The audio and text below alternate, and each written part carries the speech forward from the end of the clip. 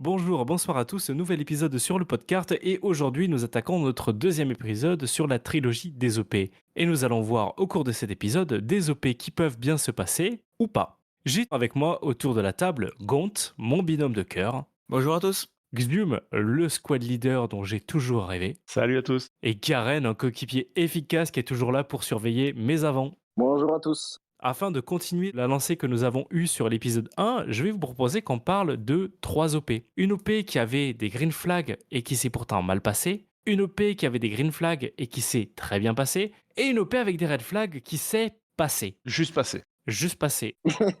En vrai, selon les retours, elle s'est pas très bien passée, elle s'est pas aussi mal passée que la communication pouvait supposer qu'elle le soit, elle s'est juste passée. Je vois que ça vous laisse de marbre. J'allais faire une blague nulle, mais je me suis retenu. Ah. Et donc, sans plus attendre, je vais vous proposer qu'on parle de la fameuse OP avec des green flags qui s'est pourtant mal passée et qui était l'OP Kumastan. Guillaume, tu étais organisateur au cours de cette OP. Est-ce que tu peux nous parler de tout ce qui était préparation et pourquoi il y avait des green flags et qu'est-ce qui s'est passé le jour J qui fait que ça a laissé aux organisateurs un goût amer? Sur l'OP, j'étais co-organisateur, je m'occupais plus de la partie scénario en jeu, de la partie jeu. J'avais un co-organisateur avec moi, Ghost, qui s'occupait plus de la partie lore. Donc, par rapport à l'OP, on avait travaillé pas mal sur le lore. On avait un PNJ principal qui incarnait parfaitement le personnage réel, donc à savoir le président tchétchène. Donc on avait quand même une sacrée com, on avait fait des vidéos teasing pour planter un peu le décor. Vous avez commencé quelques mois à l'avant, je dirais 4-5 mois. Ouais, facilement même 6 mois à l'avance. Pour pouvoir baliser à mort le terrain, on avait créé pas mal d'items, j'avais bossé pas mal sur les scénars. Par rapport à la taille du terrain qui était assez petite, pouvoir rentrer un maximum de joueurs dessus sans que ce soit du facial toute l'OP, sachant que c'était une OP que sur une journée. On avait fait venir du PNJ. Le règlement était simple. Voilà, on avait voulu créer une OP scénarisée, accessible vraiment à tous.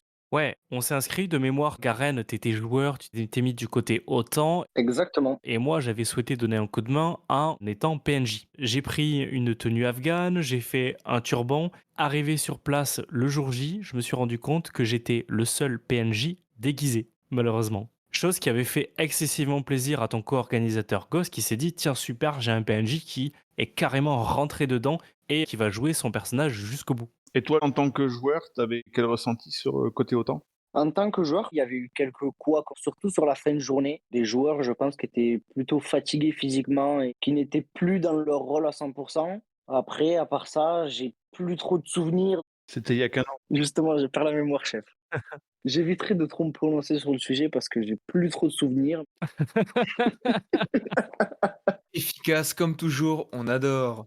Vous étiez d'un côté de la frontière, dans un camp, ça a mis du temps à démarrer, parce qu'en fait, les Russes étaient excessivement bien posés, il fallait descendre pour remonter. C'est vrai, il y avait ça, oui, qui bloquait. Au niveau des spawns, c'était assez compliqué parce qu'on avait une grande cuvette à passer sur toute la largeur du terrain. Et au final, ça nous a embêté à passer et on a mis plusieurs heures à la passer, donc assez compliqué. Du coup, pour résumer, qu'est-ce qui s'est mal passé sur cette OP alors qu'il y avait beaucoup de choses qui étaient ouvertes, du travail, des scénarios, un terrain qui a été adapté? Malgré un scénario bien travaillé, un lore complet et du teasing, le problème c'est que l'OP a été faite sur un terrain qui n'était pas assez grand, avec une association qui finalement n'a pas vraiment suivi le délire de l'OP, et des joueurs qui pensaient venir faire une dominicale. Mauvais public ciblé avec la mauvaise assoce organisatrice. Ok. Et pas du tout au fait de faire du jeu de rôle où le RP, c'est un concept qui leur paraît complètement abstrait. Pour une OP où il y a besoin d'avoir des PNJ qui savent pas quoi faire et qui ne connaissent pas leur rôle, c'est une balle dans le pied. C'est vrai que niveau PNJ, on était peut-être deux à se bouger, les autres ils attendaient au niveau du village et ça bougeait pas trop, ce qui fait que ça rendait pas les choses très très vivantes. Et j'ai envie de te dire, finalement, les PNJ qui te donnaient la route, c'était toi et Strix. Exactement. Oui, effectivement, j'ai complètement oublié qu'il y avait Strix qui était reporter de guerre. Et vous faites du jeu de rôle à côté. Ouais, c'est vrai. Et après, j'ai envie de dire, vous êtes quand même les deux seuls PNJ qu'on a vus durant l'OP. Parce que sachant que le village était chez les ennemis, donc pas côté OTAN, en toute première partie d'OP, donc c'est-à-dire toute la matinée, voire début d'après-midi, le village n'était pas accessible pour l'OTAN. Donc au final, on n'avait pas d'accès au PNJ tout simplement. Niveau RP, sur au moins la matinée, début d'après-midi, c'était zéro, quoi. Sachant que Strix et moi, on s'est fait emprisonner. Je suis resté 2 heures enfermé dans les geôles du président. Il y avait une idée, il y a eu des couacs à un moment, mais malgré tout, ton co-organisateur qui était sur place ce jour-là, Ghost, s'est donné pour maintenir l'OP à fond. Il était très RP dans son personnage. Je tire mon chapeau sur un truc, c'est que il essaie de rééquilibrer le jeu, de donner des missions à une faction ou à une autre. Il avait le rôle de MJ sur terrain. Carrément, il avait une très très bonne capacité d'improvisation ce jour-là. Donc en soi, l'OP n'était pas complètement fiasco, mais malgré tous les green flags qu'il pouvait y avoir, ça a quand même pêché sur un bon paquet de points. Et qui n'est pas forcément que de la faute des joueurs. On dit qu'elle s'est mal passée, mais il y a des joueurs qui sont partis et qui, pour eux, avaient passé quand même une super journée. Ah bien sûr, le problème c'est qu'en fait, t'as des mecs qui venaient chercher de la dominicale, qui ont eu un truc servi sur un plateau, avec des PNJ, avec des items, avec une histoire, avec quand même de l'opposition sérieuse des deux côtés. Donc forcément, les mecs qui s'attendaient juste à une petite dominicale, ils ont été servis, quoi. Mm. Mais pour les personnes qui voulaient chercher un peu plus d'immersion, un peu plus de difficulté ou de challenge, je pense qu'ils n'ont pas été servis. C'est vrai, Pour nous, en tant qu'orga, on n'a pas bien défini la cible. Par rapport au scénario qu'on s'était imaginé. tout à fait. Merci Xium de nous avoir fait ce retour sur Kumastan. Maintenant, on va pouvoir parler d'une OP Green Flag qui s'est bien passée et ça va être Gont qui va nous en parler. On va parler de Battle Squad 2. Pour toi, quels étaient les green flags quand tu as vu toute la communication qui était faite autour de Battle Squad 2 et qu'est-ce qui t'a donné envie d'y aller? Vu que j'avais fait Battle Squad 1, je savais où je mettais les pieds, vu que l'orga a pas trop changé et que le système de jeu était resté le même. On était en terrain connu. Ensuite, ça joue beaucoup. Je connais les orgas et je connais l'assaut qu'il a organisé. C'est aussi un très gros green flag parce que je sais qu'ils sont sérieux. Et également, il y avait dès la communication directement un player qui nous explique Battle Squad 2, ça se passe comme ça, il y a tel rôle, il y a telle organisation. Pour communiquer, vous avez des canaux précis, c'est communiquer de suite. Il y a tout qui est bien expliqué dès le départ. On n'est pas perdu à attendre des consignes qui viennent 2 semaines après, qui contredisent des trucs communiqués avant. Également, en amont, l'orga est très disponible sur le Discord pour répondre à toutes les questions. Les réponses sont claires et précises, ils ne sont pas sujets à interprétation. Et quel est le retour que tu peux donner sur la journée? Qu'est-ce qui pour toi s'était bien passé ce jour-là et qu'est-ce qui s'était mal passé? Il faut se dire que Battle Squad comme Comastan, j'ai oublié de le préciser, c'est des OP qui ont duré une journée. De manière générale, ça a été très bon. On a juste eu un petit couac qui était lié à des petits éléments de jeu qui se venaient se regreffer dans la scénar principale. Et il y a eu, vers la fin de la matinée, un élément secondaire qui est venu rentrer et qui a été mal amené, qui a cassé le jeu. La communication était mal faite avec les escouades sur le terrain, qui fait qu'on était perdu. On ne savait pas ce qu'il fallait faire, est-ce qu'on avait gagné notre objectif, pourquoi, comment. Donc il y a un souci à ce niveau-là. Par contre, l'après-midi, ça a roulé nickel, tout est revenu dans l'ordre et puis on a eu une très très bonne journée. C'est compliqué de trouver des points particuliers positifs sur BS2 parce que à part ce truc-là, tout le reste est très très bien passé. Il y en a encore d'autres, mais c'est les impondérables, les soucis de communication avec les radios qui déconnent, ce genre de machin, mais ça c'est pas imputable à l'OP en elle-même. Je pense que je n'ai jamais entendu une seule OP se passer sans un seul et unique problème de radio. Ah mais c'est quasi obligatoire, hein. Merci Gont de nous avoir parlé de cette OP. On va parler d'une dernière OP qui est une OP Red Flag qui s'est tout simplement passée. Garen va pouvoir nous parler de Au cœur du conflit. Au cœur du conflit, ça a été une OP qui m'a motivé à faire cette fameuse série afin de sensibiliser tous les joueurs sur comment choisir une OP. Il faut savoir que la première fois que cette OP a été présentée, c'est une OP qui affichait un tarif de 150 € pour 2 jours sur un terrain. L'opération est restée sans information pendant 2 mois et demi. Et au bout de 2 mois et demi, il y a eu de la communication qui a été faite en mode ça va se jouer sur un terrain Will Trigger et l'OP se déroule dans une semaine. Inscrivez-vous s'il vous plaît. Bien avant ça, tu avais quand même dans les 150 € le transport en bus jusqu'à Chasmé. Oui, ça, faut le compter. On savait pas que c'était Chasmé. Si, c'était Chasmé. Ouais, ça avait été dit après. Une OP en Auvergne avec des véhicules, il y en a qu'une. Oui, effectivement, c'était donc une OP sur laquelle il y avait 150 € qui était annoncé, qui comprenait le transport en bus depuis Toulouse jusqu'au terrain de l'OP. Une communication qui était restrictive, très peu transparente. Il y avait, dans la première communication qui était sortie, 15 red flags d'annoncer. Et donc, début septembre, les nouvelles infos de Cœur du conflit sont apparues. Garen, toi, tu as pu y aller. Est-ce que tu peux nous parler de cette OP? Déjà, on s'attendait à avoir du monde sur une OP comme ça. Surtout que par la même occasion, ça a été la dernière sur ce terrain-là, Will Trigger, vu qu'il fermait définitivement après. Au final, on s'est retrouvé à une quarantaine de joueurs. Après, les gros red flags, c'est que quand on a été reçu le vendredi soir, on a croisé leur gars avec de l'herbe de Provence qui sortait du véhicule. Donc, c'est toujours quelque chose quand on arrive sur une OP et qu'on voit que l'orga est comme ça. Deuxième gros red flag du week-end. Donc, on avait un futur orga d'un futur terrain à Bordeaux qui avait ramené donc sa copine, sauf qu'elle ne portait pas de lunettes. Elle avait que des lunettes de vue. Et quand un joueur lui a fait la remarque sur ses lunettes, elle a dit que ça revenait beaucoup trop cher. On avait quand même été assez surpris parce que entre une paire de lunettes et sa propre vue, le choix est relativement vite fait pour 99% des airsofters. C'est surtout que quand tu regardes sur les règles, il y a marqué port des lunettes de protection obligatoire. Exactement. Et c'est pas parce qu'on est orga ou copain, copine de l'orga qu'on peut passer outre les règles. Donc ça a été un gros souci du week-end. Bon, heureusement, il n'y a pas eu de problème vis-à-vis de ça. Après, deuxième surprise qu'on a eue, c'est quand on est arrivé donc le vendredi soir, au niveau du briefing, il n'y a pas eu de chronie ni de distance d'engagement d'annoncé. Donc assez surpris, surtout quand on connaît la réputation des joueurs Will Trigger. Quand on nous a annoncé ça, on s'est dit c'est fini, le week-end va mal se passer. Mais ça a été une bonne surprise. Assez surpris. Au niveau des joueurs, il y a eu un très grand fair play. On n'a pas eu une seule plainte du week-end. Personne s'est plaint parce qu'un tel avait tiré trop près ou parce qu'un tel était trop fort. 40 joueurs, ça a permis de faire ça. Au-delà de 40 joueurs, je pense que ça peut devenir compliqué de faire ce style de système-là. Au niveau des spawns d'équipes qui étaient très déséquilibrés, on avait une équipe qui était très avantagée par rapport aux deux autres. Une équipe qui était à, je dirais, 50 mètres du bâtiment principal et on avait une autre équipe qui était à plus de 200-300 mètres du bâtiment.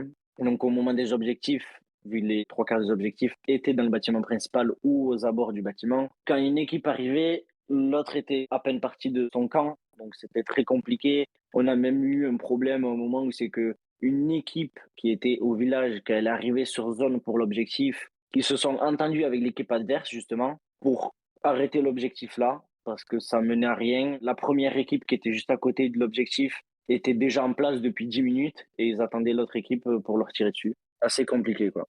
L'avantage d'être à 50 mètres de l'objectif à prendre et d'avoir un 4-4. Exactement, et d'avoir surtout un 4x4. Petit problème qu'il y a eu, c'est des joueurs qui avaient laissé leur voiture devant leur spawn. Ça, en soi, c'est pas forcément un problème si tu souhaites que ta voiture soit jouée. Après, pour éviter tout problème, c'est demander de les sortir parce que c'est toujours comme ça que ça se passe. Les mecs laissent leur voiture là. Et au final, quand il y a deux, trois billes qui tapent dessus ou une grenade, ça va venir pleurer et la situation peut vite s'envenimer, on va dire.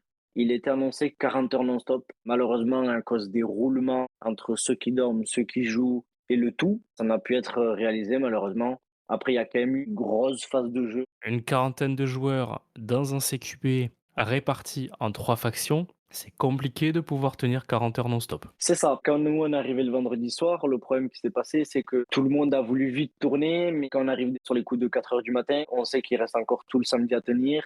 La nuit du samedi au dimanche, plus le dimanche jusqu'à au moins 15 heures avant que certains commencent à partir. Ça commençait vraiment à tirer et la dernière nuit entre le samedi et le dimanche, beaucoup ont voulu se reposer un petit peu. C'était compliqué de faire les roulements. Et le point positif, mais du coup qui s'est transformé un peu en négatif, c'est qu'au final, il y avait pas mal de missions.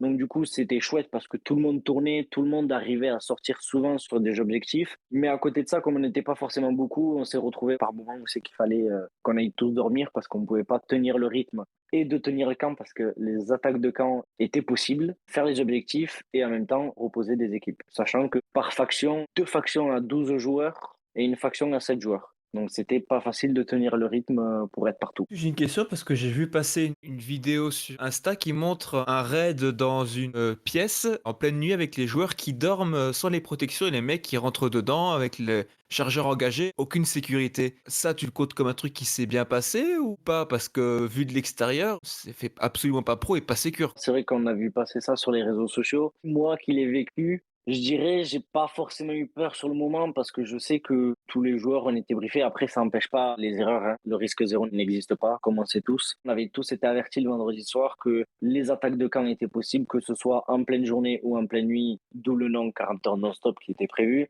Donc même quand on dormait, on pouvait se faire attaquer. Là, c'était vraiment prévu parce que c'était dans la nuit du samedi au dimanche. Donc, c'était sûr qu'ils allaient débarquer. Sur les coups du 4 heures du matin, l'équipe Horizon a attaqué l'équipe Eclipse, donc deux factions entre elles. Certains n'avaient pas leurs lunettes sur eux parce qu'ils préféraient dormir sans. Les joueurs sont rentrés. Ils ont pas tiré parce qu'ils savaient que nous on dormait parce qu'ils avaient eu l'info de leur gars. Ils sont rentrés, ils ont pas tiré, ils ont juste dit personne ne bouge, personne ne bouge. Ça s'est bien passé comme ça. Après, dès qu'on se réveille, on met tous les lunettes en cas on sait jamais. Donc, fallait quand même les garder à portée de main. Mais c'est vrai que suivant comment ça aurait pu se passer avec un joueur, il aurait pu avoir un accident. Bon, il y en a pas eu, donc tant mieux. Faut plutôt être content, mais il y avait quand même un risque avec ça.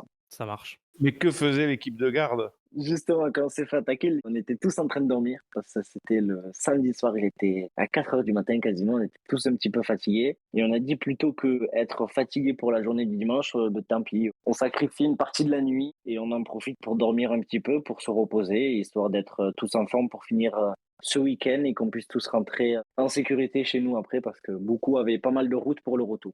Même l'orga sur le week-end s'est fait remplacer par le futur orga qu'il va y avoir sur Bordeaux. C'est pour ça que ça a pu tourner aussi comme ça. Je pense que le manque de personnel a fait que ça reste compliqué. 40 heures sans dormir, en marchant tout le temps. Nous, ce qui nous a épuisé vraiment, c'est plus les allers-retours de venir au bâtiment, repartir, revenir, repartir. On n'avait pas de véhicule, toujours un temps de retard sur les autres, donc il fallait essayer de rattraper ce petit temps de retard. Au final, c'est ça qui épuise, mine de rien, pas mal les joueurs. Et après, le manque de personnel, ça complique vite la chose vu qu'il n'y a personne pour faire de roulement et envoyer des mecs dormir et envoyer des mecs sur les missions, quoi. Après, si t'as pas une chaîne de commandement clairement définie, oui, c'est compliqué d'avoir une organisation. Le problème, c'est qu'à 12 joueurs par faction, c'était quand même relativement compliqué parce que sur les objectifs, on sortait à 6 joueurs au maximum. 6 joueurs qui sortent, ça t'en fait que 6 qui restent au camp. Donc à la limite, t'en mettrais 2 à faire la sécurité. Ça te fait que 4 joueurs qui restent. Sachant qu'il faut un joueur qui reste en communication avec l'équipe qui part en mission. Ça te fait que 3 joueurs qui peuvent dormir. Ça fait un roulement très très juste. Sachant que les missions durent à peu près 1 heure.